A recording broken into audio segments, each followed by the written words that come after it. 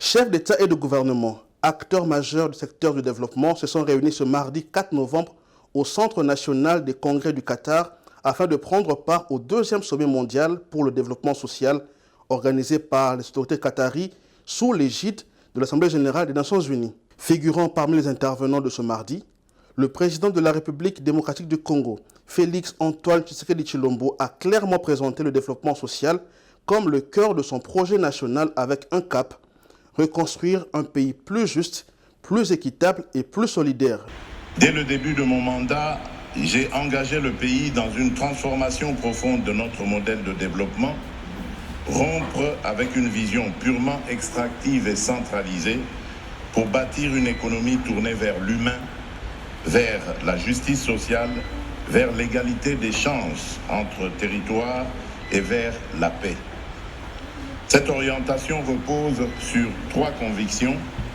La dignité ne se négocie pas. L'égalité d'accès aux droits fondamentaux n'est pas un luxe. Aucune paix durable n'existe sans justice sociale.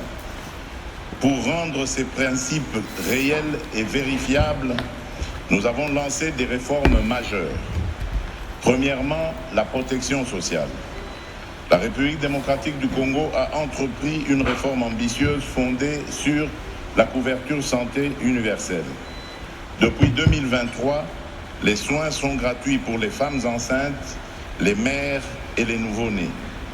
Cela signifie que donner la vie ne doit plus être un risque financier ni une condamnation à la précarité. C'est une avancée historique vers l'accès équitable aux soins pour les plus vulnérables.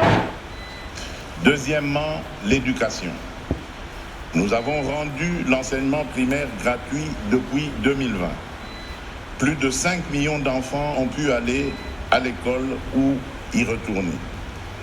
5 millions d'enfants. Ce sont 5 millions d'histoires individuelles qui ne basculeront pas dans l'analphabétisme et l'exclusion. Organisé 30 ans après la première édition à Copenhague au Danemark, le sommet de Doha vise à accélérer l'éradication de la pauvreté, la promotion de l'emploi plein et productif et du travail décent ainsi que l'inclusion sociale afin que personne ne soit laissé de côté dans un monde de plus en plus complexe et interconnecté.